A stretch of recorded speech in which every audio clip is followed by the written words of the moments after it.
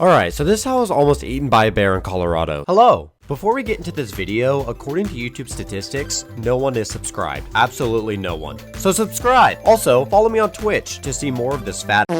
So we were in Estes Park, Colorado for school in the summer. I was homeschooled, okay? We got to do things you crazy public schoolers didn't get to do. Well, every year we got debriefed on bear safety. You know, don't leave your doors open, yada yada, things like that. Now, every year, me and my friends would laugh and brush it off. Now, the place we stayed at every year was called Ravencrest. It's at atop a 10,000 foot elevation mountain and overlooked the little town of Estes Park. Truly, it was one of the best experiences ever. Truly breathtaking. It was absolutely amazing. Now, every night, it was tradition to sleep in a hammock. We would all stack our hammocks on the trees, with the tallest one being around 20 feet in the air sometimes. Even higher. On this one specific night, I looked at all of my high school friends and said, we've got to get Jake. Now, Jake is still one of my good friends, but back in high school, he would prank all of us, and we needed revenge, and we never got revenge on him. So we needed some revenge at that moment. So here's the plan. We tell Jake to go outside to his hammock, and me and my friends would meet up. We were going to duct tape Jake into his hammock. Now, yes, this does sound cruel, but it was revenge time. So we had one friend, Jacob. Now, don't get him confused with Jake. Jacob is a different man.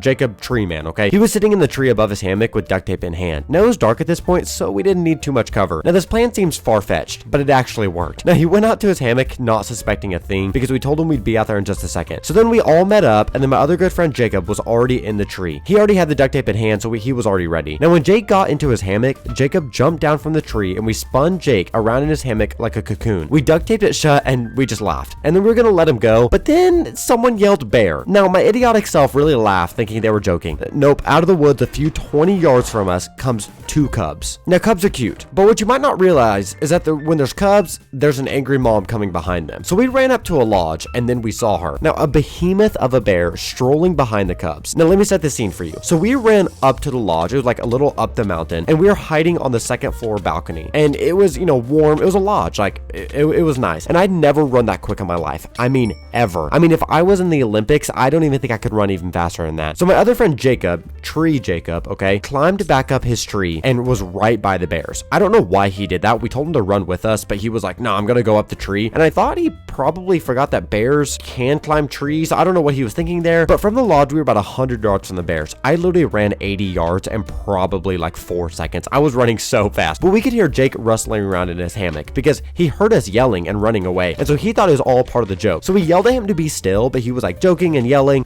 but not until the mama bear took notice first. She came moseying along and walked right up underneath Jake, right up underneath him. She used him as a scratching post, which was really funny in hindsight, but also terrifying in the moment. So in this moment, I am both terrified and also laughing hysterically. Now, in hindsight, we should have been more on the terrified side, but I just didn't know what to do. Like, I wasn't gonna face a bear, so I literally was just sitting back like, do I laugh? Do I joke? I literally have no idea what to do at this point. Now, the cubs helped themselves to some trash right below us, and so we're watching the cubs while also the mom is scratching away on Jake. Now, we were waiting there and we were like, okay, maybe they'll leave in like the next 30 minutes. No, we were literally waiting there for what felt like 2 hours. None of us had our phones on us because the prank was only supposed to last like maybe 30 seconds. Like, we were literally just supposed to sit there and just duct tape him to his hammock, laugh for like 10 seconds, and then take him out and be like, revenge, whatever. No, this whole thing lasted, and it was a huge ordeal for like 2.5 hours. So we're stuck in a warm lodge while our brother in arms, Jake,